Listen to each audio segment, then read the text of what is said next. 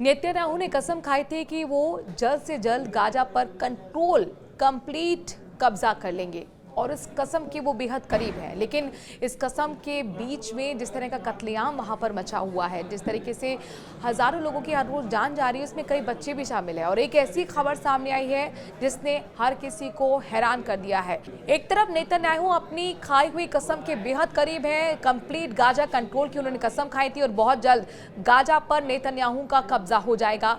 हर रोज यहाँ पर मौतें भी हो रही हैं, लेकिन इन सब के बीच में एक ऐसी हैरान करने वाली यूएन के हवाले से खबर है जो रोंगटे खड़े कर देगी। हजारों मौतों में कई बच्चों की तो मौत हो ही रही है, लेकिन 48 घंटों में हो जाएगी 14,000 बच्चों की मौत।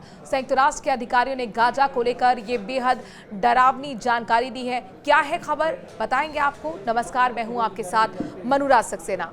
संयुक्त राष्ट्र के मानवीय प्रमुख टॉम फ्लेचर ने चेतावनी दी है कि गाजा में अगर 48 घंटे के अंदर पर्याप्त मानवीय सहायता नहीं पहुंच पाई तो 14,000 बच्चों की मौत हो सकती है। उन्होंने बताया कि इजराइल ने राहत पर लगी रोक में मामूली ढील ही दी है, लेकिन अब भी मदद बेहद सीमित है। गाजा में भोजन, दवा और पोषण की गंभीर कमी है। गाजा में भूख से मर रहे बच्चों की संख्या को लेकर संयुक्त राष्ट्र ने बेहद खतरनाक चेतावनी दी है। यूएन के मानवीय प्रमुख टॉम फ्लेचर ने कहा है कि अगर अगले 48 घंटे में तत्काल मानवीय सहायता नहीं पहुंचाई गई तो 14,000 बच्चों की जान जा सकती है। दरअसल मीडिया रिपोर्ट के हवाले से खबर है कि हालात अब इतने बिगड़ चुके हैं कि समय रहते मदद नहीं मिली तो ये संकट एक जनसंहार में बदल सकता है। फ्लेचर ने बताया कि रविवार को इजरायली प्रधानमंत्री नेतन्याहू ने अंतर्राष्ट्रीय दबाव के बाद गाजा पर 11 हफ्ते से जारी राहत सामग्री की नाकेबंदी में मामूली ढील देने की घोषणा की थी। इसके बावजूद सोमवार को सिर्फ 5 ट्रक गाजा में दाखिल हो सके।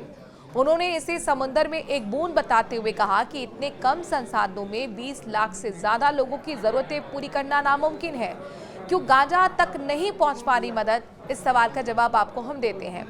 यूएन अधिकारी ने यह भी बताया कि जिन ट्रकों को गाजा भेजा गया वो अब भी बॉर्डर के दूसरी ओर रुके हुए हैं और आम नागरिकों तक नहीं पहुंच पा रहे हैं। इनमें मुख्य रूप से बच्चों के लिए पोषण आहार और बेबी फूड लोड था, जो अभी तक उन बच्चों के पास पहुंचा ही नहीं है जिनके जीवन पर अब संकट मंडरा रहा है। हालात इतने बिगड़ चुके हैं कि राहत सामग्री गाजा में होने के बावजूद वो उपयोग में नहीं हो पा रही है।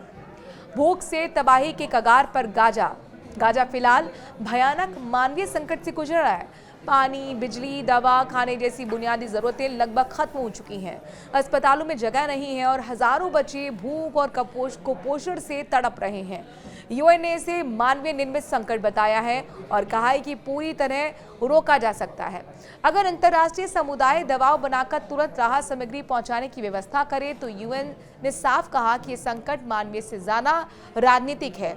जब तक राहत सामग्री को युद्ध की रणनीति से अलग नहीं किया जाता तब तक बेगुनाह बच्चों की जान बचाना असंभव है। टॉम फ्लेचर ने सभी संबंधित पक्षों से अपील की है कि ये बच्चों की जान बचाने को प्राथमिकता दें और तुरंत बिना शर्त राहत पहुंचाने की इजाजत दें, वरना अगले 48 घंटे इतिहास के सबसे शर्मनाक पलों में गिने जाएंगे। आपको क्या लगता है कि जिन बच्चों की जान जा रही है, आखिरकार इनका दोष क्या है इस युद्ध के मुहाने पर अगर ये देश खड़े हैं? अपनी राय कमेंट के जरिए जरूर दें। नमस्कार।